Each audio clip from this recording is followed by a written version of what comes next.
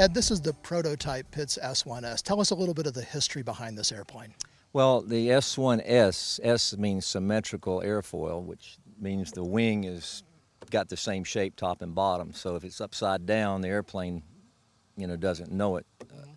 And the S1C was a predecessor with a flat wing. And back in the early 70s, Curtis Pitt, who designed and built this plane, some of the aerobatic people were asking him about a plane that would perform negative, where if you were upside down, it'd fly just as good as right side up. So down in Homestead, Florida, they got together and he designed the symmetrical airfoil, put it all together, and this was the prototype. So it was an immediate success. Some of the EAA Hall of Famers, Vern Jobst, Manny Peck, Bob Davis, Bob Hewer flew this airplane. Bob Davis took it to the World Championships in 1976 in Kiev, Russia. But it's just a regular four-cylinder Pitts, but with the wing, it did a lot more negative or outside maneuvers. And how did you come to be in possession of the airplane? I built a Model 12 Pitts, which was Curtis's last design, with a Russian M14P engine in it. And I got it up to covering, and I'm not a fabric guy. I've done a little bit of it, but when you're talking about a big airplane like that, and I decided to sell it. It was 2 years away from the real good people that I wanted to cover it, and they were busy. So, and then the economy, I wanted something I could get and fly. So I found this one advertised, and Pitts S1s. I went up to South Carolina and looked at the airplane, and looked at the log books and saw some names in there. Pomerenzi, Susie. Bob Hewer, Clint McHenry, all kind of names in the logbook. And then I said, well, this has got a unique history to it. So I decided to buy it, and I flew it home. First time I'd ever been in an S1S Pitts. I'd only had like 1 hour in a Pitts with Bob Thomas before then. And basically flew it home and decided to redo the canopy section, the instrument panel, all the metal parts, and put the composite prop on, and basically just renovate it. The wings and all the fabric was done by Scotty Seiler already, and he did a good job on that.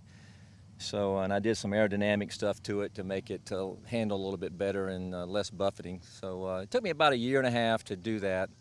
Took it to Sun and Fun this last April, and it won Best Biplane down there. And I just put on there, built by Curtis Pitts, 1967, Homestead, Florida, and basically it was in the home built category. So that was pretty great. Welcome to the Aero-News Network, the aviation world's most comprehensive news and information resource. Real-time 24/7 online audio and video programming, where aviation has been getting updated for over a decade. Distributing over 11,000 stories, features, audio, and video programs every year. Only ANN covers aviation and aerospace with this much depth, insight, and expertise. Check us out on the web at aero-news.net. And I took it down there to sell the airplane. Unfortunately, my son got killed in a truck accident on Valentine's Day this year.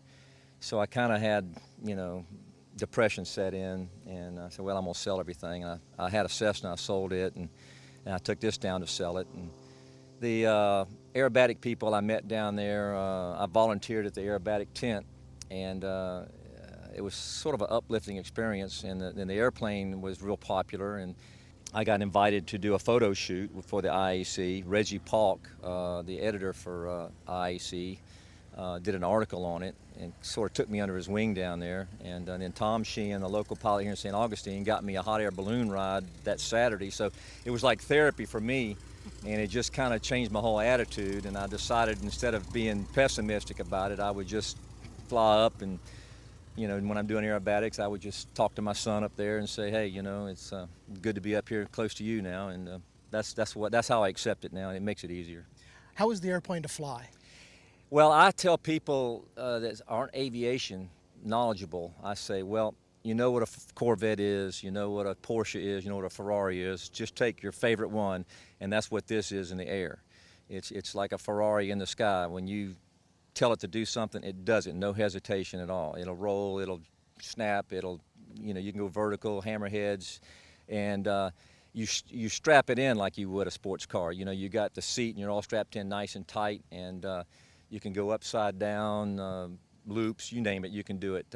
I really am not that great of a pilot. There's people out there who could really make this thing talk, just like if I got in a Daytona 500 car or a Trans Am car or whatever, Indy car, I couldn't make it do what it's supposed to do.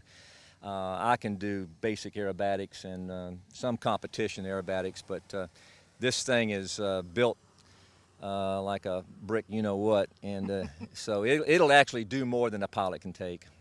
What motivated you to laminate pages of the logbook onto the fuselage of the airplane? Well, I'd done a little bit of painting in the past, and I'd done some clear coating.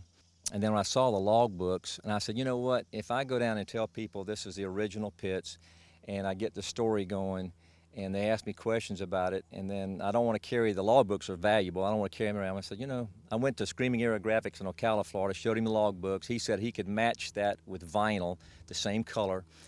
And I did that, stuck it on the airplane, clear coated it, and give a little history of it. Now, if somebody says, hey, I like your Pitts, you know, what's the story on it? I say, well, just go right over here and look on the wing, and if you've got any questions, ask me. So you've taken pictures of it. I tell people if I had $1 for every picture that was taken of this airplane, I'd be a millionaire. Flew it up to Oshkosh this past August, July and August, and that was an adventure. I stayed up there for a whole week with it, and it was just people circling it all the time, you know. And I met Bob Davis, one of the original owners of it. They called him the Three Amigos: Bob Davis, Vern Jopps, and Manny Peck, which they're all EAA Hall of Famers.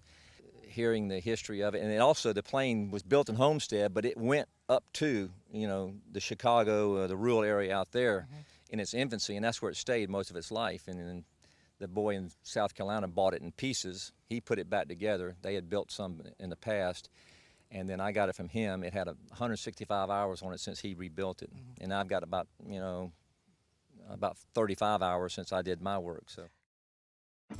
Integra Release 9 sets a new standard with the easiest to use pilot interface in all of general aviation.